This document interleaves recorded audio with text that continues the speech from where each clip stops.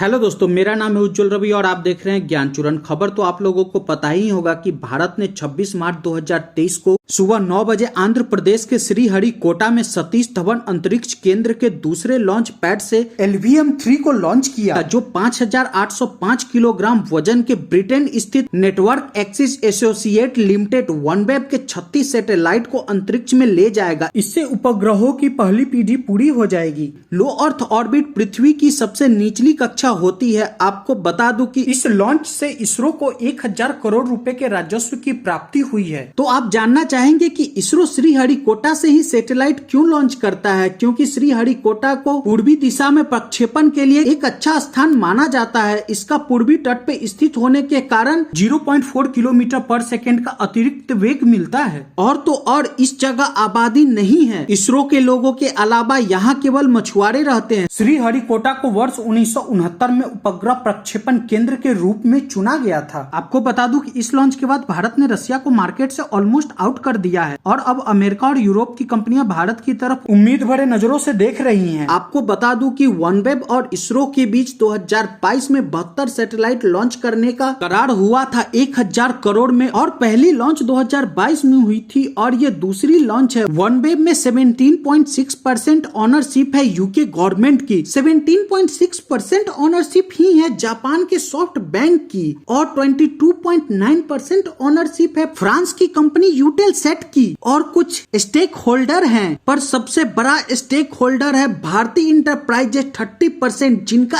Airtel है। इस company का टारगेट यह है कि इतनी सैटेलाइट लॉन्च करनी है कि स्टारलिंक को टक्कर दे पाए। स्टारलिंक इलॉन मस्क की कंपनी है। ये कंपनी सैटेलाइट से इंटरनेट डायरेक्ट आपके डिवाइस को प्रोवाइड करवाती है। Only 16,600 rupees per month. India में इंटरनेट का प्राइस काफी कम है, पर अमेरिका यूरोप में लोग इस प्राइस पे इंटरनेट लेते हैं। इसका एक फायदा यह भी है कि यह रिमोट एरिया में भी इसका इंटरनेट काम करता रहेगा, जहां आपके फोन का सिग्नल भी न हो। अभी तक इस इंडस्ट्री में स्टारलिंक अकेला था, अब वनवेब इस मोनोपोली को तोड़ने की कोशिश कर रहा है। आपको बता दूं कि वनवेब की यह 18वीं लॉन्च थी और अब उसकी सैटेलाइट की संख्या 618 हो गई है। अब ग्लोबल लॉन्च के लिए तैयार हो गया है और भारत में इंटरनेट लॉन्च करने का इनको इजाजत बहुत जल्द मिल जाएगा। हाँ, यहाँ प्राइस क्या होगा ये बहुत इम्पोर्टेंट है। आपको बता दूं कि वनवेब की ज्यादातर सैटेलाइट रसिया ने लॉन्च किया है, पर रसिया यूक्रेन वॉर का इम्पैक्ट इस पर भी पड़ा। वेस्टर्न वर्ल्ड के सैंक्शन से दिल मिलाए रसिया ने वनवेब का सैटेलाइट लॉन्च करने से मना कर दिया और रसिया ने वनवेब का सैटेलाइट भी रख लिया और वनवेब ने जो लॉन्च के लिए पैसा दिया था वो भी रख लिया। इससे वनवेब को सीधा सीधा $230 मिलियन का झटका लग गया। वनवेब ने इसरो को ओनली $137 मिलियन